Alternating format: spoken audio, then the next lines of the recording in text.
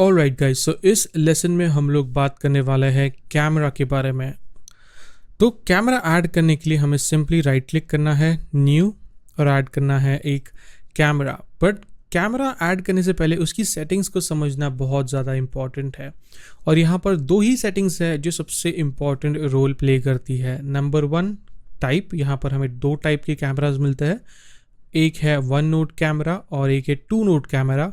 अब इन दोनों में फ़र्क क्या है? जो 1 नोड कैमरा है वो अपने अराउंड ओरिएंट करता है,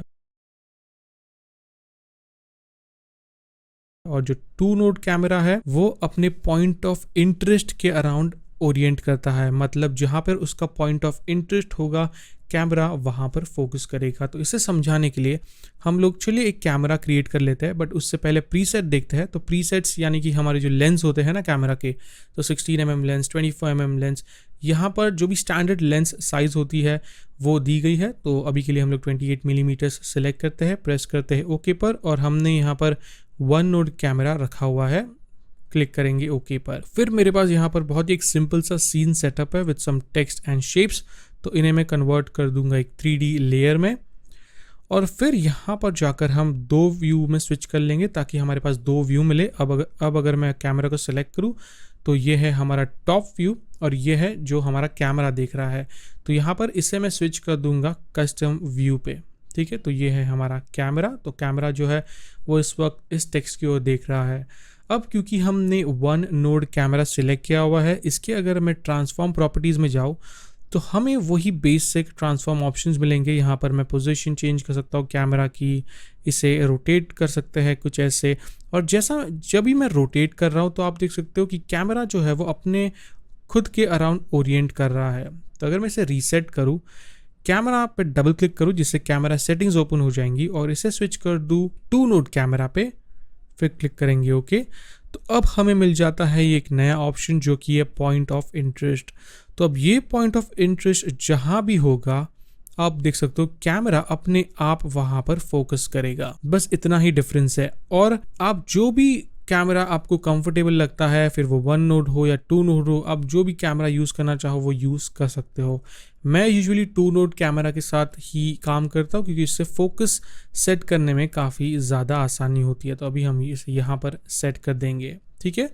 तो फिर से इसे मैं स्विच कर दूंगा 1 व्यू में, और ये है हमारा कस्टम व्यू। अब बात कर लेते हैं कैमरा टूल के साथ हमें कौन से और टूल्स मिलते हैं। तो अगर मैं यहाँ पर जाऊँ टूल्स पैनल में क्लिक करके होल्ड करूँ तो यहाँ पर कुछ और टूल्स मिलते हैं जैसे orbit camera tool, track XY camera tool और ट्रैक Z कैमरा टूल। तो अब यहाँ पर जाके भी इन टूल्स को सिलेक्ट कर सकते हो। तो देखते हैं इनसे क्या होता है।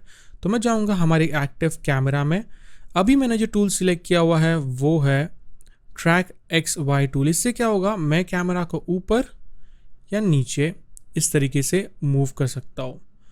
अगर मैं सिलेक्ट करूँ ऑर्बिट टूल तो मैं कैमरा को अपने जो भी एलिमेंट्स है उसके अराउंड ऑर्बिट करा सकता हूँ। तो अगर इसे और अच्छे से समझने के लिए हम जाते हैं 2 व्यू में, और ये है मेरा कस्टम व्यू। तो इसे मैं सेट कर देता हूँ कस्टम व्यू में। तो जैसे मैं यहाँ पर मूव कर रहा हूँ, आप यहाँ पर टॉप व्यू में देख सकते हो कि कैमरा किस तरीके से अपने पॉइंट ऑफ इंटरेस्ट के अराउंड मूव हो रहा है, राइट।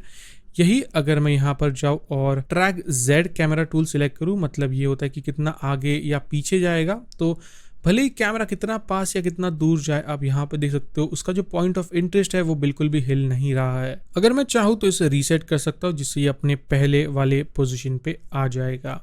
तो चलिए फिर से बैक जाते हैं 1 व्यू में, और ये है हमारा कैमरा। अब मान लीजिए मुझे कोई कैमरा एनिमेशन बनाना है, ठीक है। तो एक सिंपल सा एनिमेशन बनाते हैं। मैं जाऊँगा अराउंड 2 सेकेंड्स, और यहाँ पर जो कैमरा का जूम है उसे हम सेट कर सकते हैं। तो जूम मैं आगे पीछे कर सकता हूँ, या चाहूँ तो डेप्थ ऑफ फील्ड को ऑन ऑफ कर सकता हूँ। तो मैं अभी के लिए ऑन कर देता हूँ, बट अभी हमें कुछ खास फ़र्क नहीं दिख रहा है। तो चलिए एक्चुअली में कैमरा टूल सेलेक्ट करते हैं और पास जाते हैं हमारे सीन के, और अगर मैं एपर्चर बढ़ाऊँ तो आप देख सकते हो कि चीज़ें जो है वो फोकस में नहीं है। तो इसे फोकस में लाने के लिए मैं जो फोकस डिस्टेंस है उसे एडजस्ट करूँगा। तो इसे हम लेके जाएंगे around somewhere around here, and अब सारी चीज़ें फोकस में है। तो इसे और बेटर वे में समझाने के लिए अगर मैं ऑर्बिट टूल सेलेक्ट करूँ और थोड़ा सा इधर 3 डिमेंशन में हम चीज़ों को रखें, तो थोड़ा बेटर वे में वो समझेगा। तो आप देख सकते हो जो पॉइंट ऑफ फोकस है वो इस पर्टिकुलर एरिया में है, तो फोकस डिस्टेंस को यूज करके मैं पॉइंट ऑफ फोकस को चेंज कर सकता हूँ कुछ ऐसे। ये सेटिंग्स उसी तरीके से काम करती है जैसे रियल लाइफ में एक रियल कैमरा का एपर्चर फोकस डिस्टेंस जिस लेवल पे काम करते हैं। फिर हम ब्लर लेवल को भी कम ज़्यादा कर सकते हैं, अगेन डिपेंडिंग कि हमें कितना इंटेंस ब्लर चाहिए। तो चलिए इसे मैं फिर से रीसेट कर देता हूँ। डेप्थ ऑफ फील्ड को अभी के लिए मैं ऑफ करना प्रेफर करूंगा। हम लोग पहले एनिमेशन कर लेते हैं। तो एनिमेशन करने के लिए मैं सिलेक्ट करूंगा कैमरा, प्रेस करूंगा पी पोजीशन के लिए, क्रिएट करूंगा एक की फ्रेम। हम जाएंगे एट द वेरी स्टार्ट और चलिए जाते हैं इस तरीके से ऑल द वे आउट। कुछ यहाँ पर सही, इतने पास से एनिमेशन सही रहेगा। ठीक है, तो ये है हमारा सिंपल एनिमेशन। अब यहाँ जाता हूँ और फिर हम क्या करेंगे, जो डेप्थ ऑफ फील्ड है उसे मैं ऑन कर दूंगा और इसे पूरी तरीके से फोकस में पहले तो लेके आ जाएंगे। अगर आपको पता नहीं चल रहा है कि चीज़ें फोकस में है या नहीं तो आप स्विच कर सकते हो टू व्यू में, हॉरिजॉन्टल व्यू में, और देख सकते हो कि कैसे हम इसे प्रॉपर्ली, इसका जो ये लाइन है ये है फोकस्ड ऑफ डिस्टेंस। तो जहाँ पर भी हमारा एलिमेंट होगा, तो इन दिस केस हमारा जो टेक्स्ट है वो ये एलिमेंट है, ये जो छोटी लाइन देख रहे हो आप यहाँ पर है।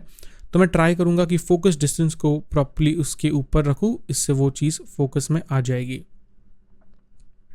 फिर हम जाएंगे वन व्यू में, क्रिएट करेंगे एक की फ्रेम। ठीक है, अब मैं अगर जाऊँ तो आप देख सकते हो कि कैमरा किस तरीके, इससे पहले तो चीज़ें फोकस में नहीं है और फिर वो धीरे धीरे फोकस में आ रही है। अगर आप चाहते हो कि आपका कैमरा, ये जो टेक्स्ट है या जो भी सीन है आपका, वो पूरे टाइम फोकस में रहे, तो आप इस फोकस डिस्टेंस को भी एनिमेट कर सकते हो। जैसे मैंने पहले कहा था, जहाँ पर भी आपको ये स्टॉप वॉच वाले आइकन दिखेंगे आप उन सारी चीज़ों को एनिमेट कर सकते हो। अब इस एनिमेशन को थोड़ा और कॉम्प्लेक्स अगर हम बनाना चाहे तो वो भी कर सकते हैं। जैसे मैं रोटेशन की एक एनिमेशन यहाँ पर डाल दूंगा, तो मैं जाऊँगा यहाँ पर और इसे थोड़ा सा और रोटेट कर देंगे कुछ ऐसे, और इस की फ्रेम को मैं at the very start move कर लूँगा, तो हमें इस तरीके से एक रोटेटिंग एनिमेशन भी मिल जाएगा जो कि दिखने में बहुत ही अच्छा लग रहा है। अब अगर मैं और डेप्थ ऐड करना चाहूँ हमारे सीन में तो हम वो भी कर सकते हैं। कैसे, तो यहाँ पर मेरे पास ये जो शेप है इसका मैं एक डुप्लीकेट ले लेता हूँ, पी प्रेस करूँगा पोजीशन के लिए और इससे मैं जी स्पेस में आगे मूव कर लूँगा कुछ ऐसे यहाँ पर। फिर और एक डुप्लीकेट लेते हैं, कंट्रोल डी प्रेस करके पी प्रेस करेंगे और इससे मैं यहाँ पर मूव कर लेता हूँ। देख सकते हो कि कैसे हमारा जो टेक्स्ट है वो फोकस में है, बट जो रिंग है वो कैमरा के पास है और वो फोकस में नहीं है, क्योंकि हमने जो फोकस डिस्टेंस है वो मैनुअली सेट किया था। और अगर मैं दो व्यू में स्विच करूँ जिससे आपको एक आइडिया आ जाएगा कि देख सकते हो जो सेकेंड रिंग है वो यहाँ है और जो थर्ड रिंग है वो यहाँ है, और जो हमारा कैमरा है वो किस तरीके से मूव हो रहा है यहाँ पर। तो आप ऐसे बहुत ही डायनामिक 3D एनिमेशंस बना सकते हो कैमरा टूल यूज करके। और एक चीज आप कैमरा टूल के साथ कर सकते हो, वो है एक कैमरा को एक नल कंट्रोलर देके। तो वो करने के लिए राइट क्लिक करके आपको एक न्यू नल ऑब्जेक्ट क्रिएट करना है, इसे हम नाम दे देंगे कंट्रोलर, और मेक श्योर करना है कि आपका जो नल है वो भी एक 3D लेयर हो, क्योंकि कैमरा सिर्फ और सिर्फ 3D लेयर्स को रीड करता है। और फिर मैं कैमरा को लिंक कर दूंगा हमारे इस कंट्रोलर से। तो अब क्या होगा, अगर मैं इसका पी प्रेस करूं और पोजीशन एनिमेट करूं तो कुछ इस तरीके से हम इसकी जो पोजीशन है वो भी चेंज कर सकते हैं। तो इसे यूज़ करके हम लोग बहुत ही इंटरेस्टिंग एनिमेशंस बना सकते हैं। तो चलिए यहाँ जाता है, पोजीशन पे मैं एक की फ्रेम बनाता हूँ, आगे जाएंगे और इससे हम बहुत ही रैंडम मूवमेंट दे देते हैं कुछ ऐसे, और फिर यू प्रेस करूँगा ताकि हमें सब की फ्रेम्स दिखे और इसे मूव कर लूँगा आगे। तो अब जब मैं इसे प्रीव्यू करता हूँ तो हमें एक थोड़ा और डायनामिक सा एनिमेशन जो है वो मिल जाता है। मैं चाहूँ तो रोटेशन भी ऐड कर दूंगा,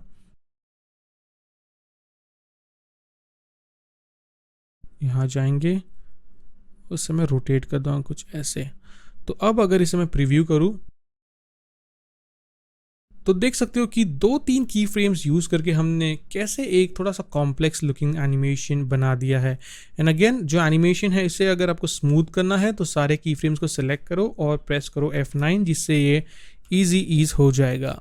अगर मैं चाहूँ तो इनको स्लो कर सकता हूँ, तो इन की फ्रेम्स को मैं आगे मूव कर लूँगा, जिससे हमारा जो एनिमेशन है वो ज़्यादा टाइम लेगा।